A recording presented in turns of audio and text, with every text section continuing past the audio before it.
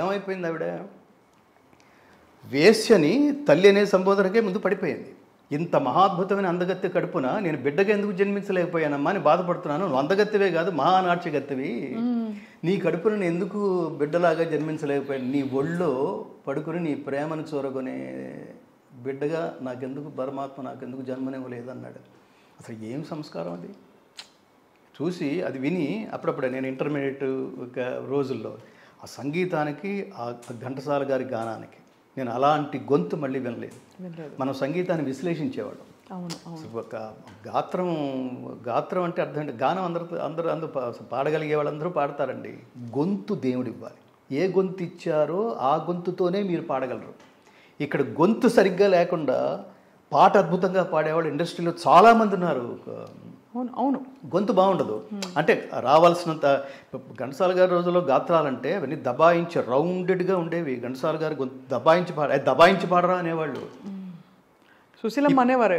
సుశీల్ గారు, వీళ్ళిద్దరు. మిగతావన్నీ కొంత ముక్కుతో, కొంత కొండ నాలుగుతో, కొంత అవన్నీ కూడా మాధుర్యంగా, అవన్నీ తేనె, నేను అంటుంటాను, అవన్నీ తేనె తాగుతున్నట్టు ఉండేవి. ఘంటసాల గారిది సుశీల్ది మాత్రమే, వాళ్ళిద్దరు గాత్రాలు మాత్రమే అమృతం తాగుతున్నట్టు ఉంటుంది. ఆ గొంతులో గమకాలు జార్చినట్టు ఉండవు, జాలువారుతున్నట్టు ఉంటాయి.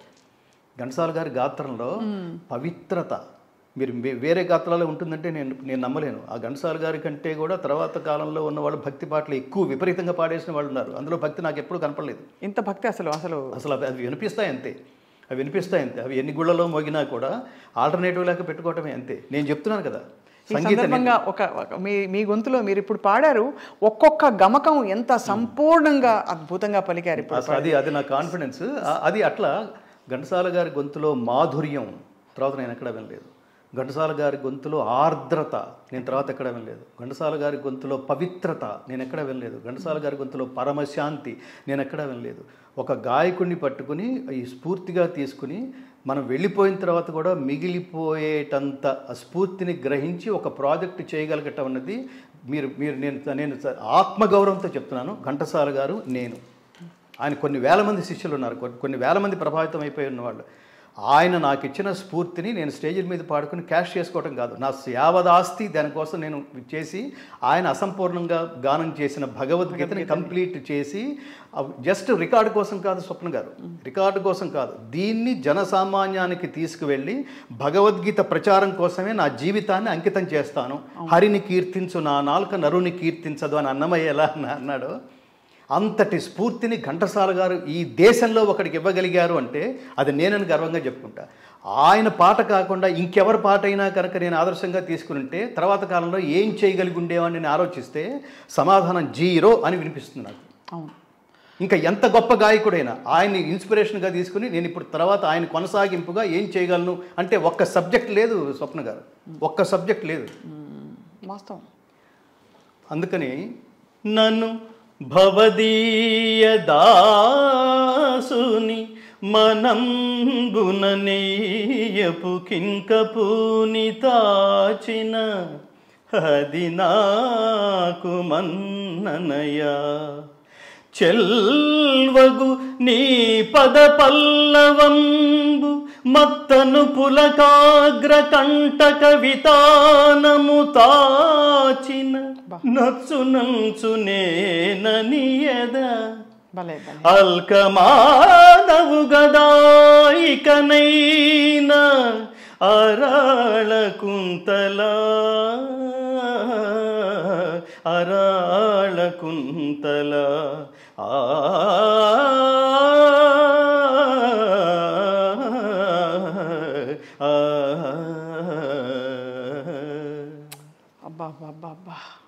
అది అది అది ఘంటసాల గారు.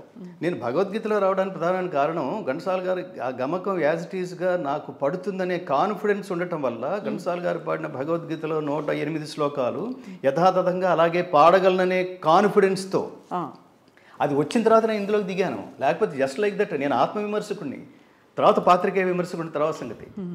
కింద కూర్చున్నప్పుడు వేదిక మీద కింద కూర్చున్నప్పుడు ఏమి ఆర్ద్రత. నాకు ఇంకొక ఇన్స్పిరేషన్ ఉన్నాడు. ఘంటసాల గారి పాట నాకు ఇన్స్పిరేషన్ అయితే స్టేజీల మీద ఘంటసాల గారి పాట నేను దూరంగా కూర్చొని వింటుంటే అలాగే పాడుతున్నట్టుండేది మిత్ర గారు.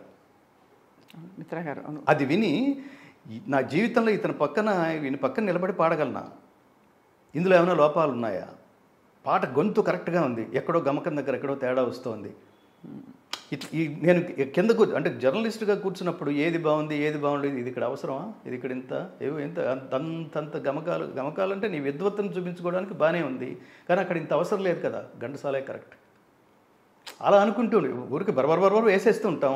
ఎందుకు అది చిన్న ఎక్స్ప్రెషన్ చాలదు. గుండె మంటలారిపే సన్నీళ్ళు అన్న చిన్న గమకం, సన్నీళ్ళు కన్నీళ్ళు ఉండమన్న ఉండవమ్మ శానాళ్ళు అన్నాడు. పగిలిపోయింది చూడండి. నిజంగా ఈ పాటలో ఈ చరణం రామోజీరావు గారు నాకు ఉద్యోగం ఇవ్వడానికి దోహదం చేసింది. పక్కన అప్లికేషన్లు తీసి చూస్తున్నారు, ఆయన చూసి ఏంట్రా వీడు నిజంగానే ఏడుస్తున్నాడా, ఆ పెయిన్ నేను ఎక్కడ చూడలేదంటున్నా. దర్ద్ అంటాం మనం ఒక హిందీలో, ఆ గొంతులో ఉండే ఆ ఇది మిగతా చాలామంది గాయకులు ఉన్నారు, మహాద్భుతమైన గాయకులు ఉన్నారు, వాళ్ళ గాయకులు మాత్రమే ఆ గొంతులో ఉండే ఆర్ద్రత ఉంది, అది ఇందులో చూసినట్టుగా ఇతనే జీవితం.